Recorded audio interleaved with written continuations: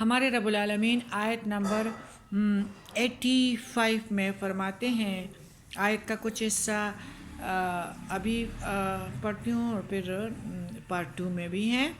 ثم انتم هؤلاء تقتلون انفسکم وتخرجون فریقا منکم من دیارہم تظاہرون علیہم بالإثم والعدوان، پھر تم وہ لوگ ہو کر آپس میں تم خون کرتے ہو اور اپنے ایک فرقہ کو ان کے وطن سے نکال دیتے ہو اور ان پر گناہ اور ظلم سے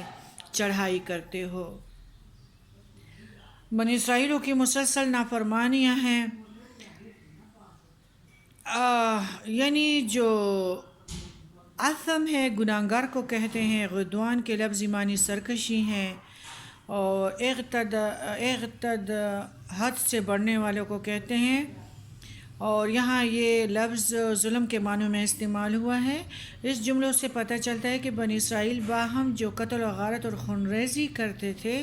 یا اپنے ہم مذہب اور ہم وطنوں کو جلال وطن کر دیتے تھے، وہ کسی اصولوں کے خاطر نہیں بلکہ محض گناہ اور ظلم و ستم کے طور پر ہوتا تھا۔ جو قوم اپنوں سے یہ سلوک کرتی ہو وہ دوسروں سے کیا نیکی کر سکتی ہیں۔ اس آیات میں اللہ یہودوں کو جتاتا ہے کہ تم نے مجھ سے وعدہ کیا تھا کہ نہ تو تم آپس میں خون ریزی کرو گے اور نہ ایک دوسرے کو جلال وطن کرو گے،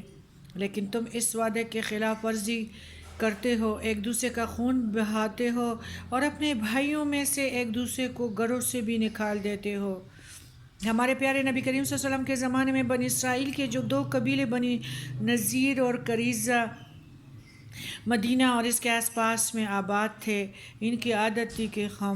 ہمیشہ باہم خانہ جنگیوں میں مصروف رہتے۔ مشرکین مدینہ کے بھی 2 قبیلے اوس اور خزرج وہاں آباد تھے۔ یہودیوں کا ایک قبیلہ مشرکوں کے ایک جتھے کے ساتھ ہو جایا کرتا تھا اور دوسرا مشرکوں کے ساتھ، اور جب جنگ شروع ہوتی تو وہ سب کچھ ہوتا جو جنگوں میں ہوا کرتا ہے، یعنی قتل اور جلال وطنی وغیرہ۔ تاریخ سے پتہ چلتا ہے کہ حضرت سلیمان علیہ السلام کے بعد بنی اسرائیل کے 12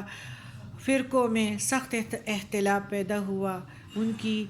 باہم بہت خون ریزیاں ہوئی، جس کے نتیجے میں ان کی حکومت برباد ہو گئی، وہ دوسروں کے غلام بن گئے اور انتہائی ذلت اور رسوائی کی زندگی بسر کرنے پر مجبور ہو گئے۔